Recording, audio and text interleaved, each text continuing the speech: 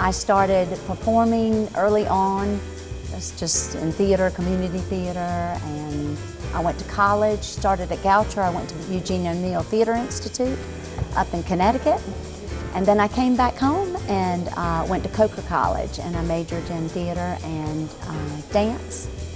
And after I'd moved to Atlanta and started performing, my husband moved to Atlanta and we connected and got married. I then went to Florida. I performed up and down Florida. My first role, big role, was Lucy in You're a Good Man, Charlie Brown. And then the next year, I was Dorothy in The Wizard of Oz. I remember vividly sitting in that theater and watching them as they were carrying Jesus down the aisle towards the end, and I went, oh my gosh, I want to do this. And I knew then, I was like, I want to be in theater. I was so impressed with Annette and how organized she was and how everything was like it's amazing. A well-oiled machine.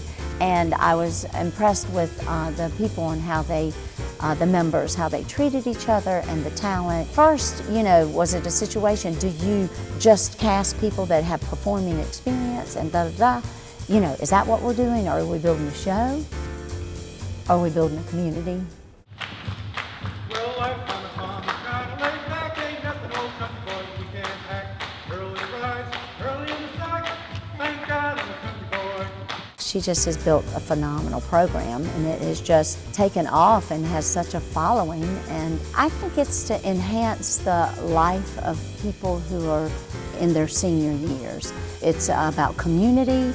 We have people who have performed all their life. We have people who have never performed.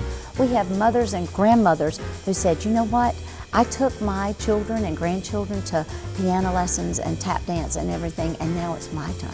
It offers a community, but it also challenges them in dance and singing and acting and just giving them, things to do. I mean, dancing is one of the biggest things to ward off dementia and Alzheimer's. Is huge. Because my father was involved with colleges, I was also able to be in college if they needed a kid.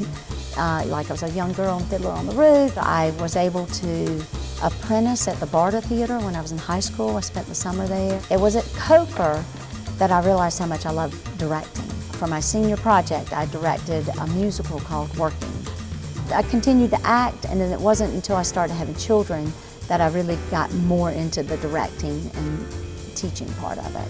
I was able to play Puck in Midsummer Night's Dream at Shakespeare by the Sea in Jupiter, and then I was also in All the King's Men.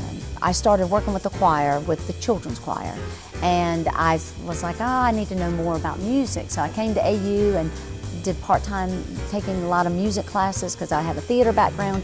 I went back to school in the summertime and got a master's in theater production. Right now we have about 41 people in the cast. Okay. But we have a lot of people helping on the outside too.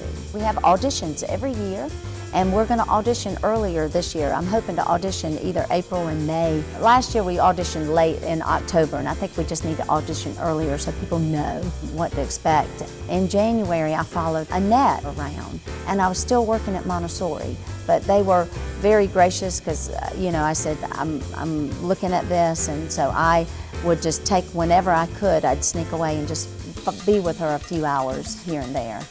And I honestly, I was really hesitant because I'd worked with kids my whole life. I've directed in community theater. Obviously, I've worked with adults, but I had no idea what to expect. And the more I'm beginning to realize it is about the community, and it's very much like my work with the children who might not think they can do it, but by the end, they have learned these skills. We have a Follies to Go in the off season, and the Follies to Go, they go out and they will perform for churches, and that's our outreach. It's also our gift back to the community, and that goes on once we close in March. That will continue through until we start rehearsing again.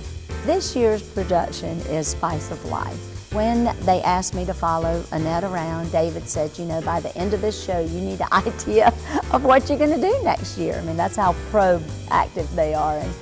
And so I started thinking variety is the spice of life, thinking, okay, variety show, variety, spice of life. But the way it has evolved is more what brings your life spice? What brings your life meaning?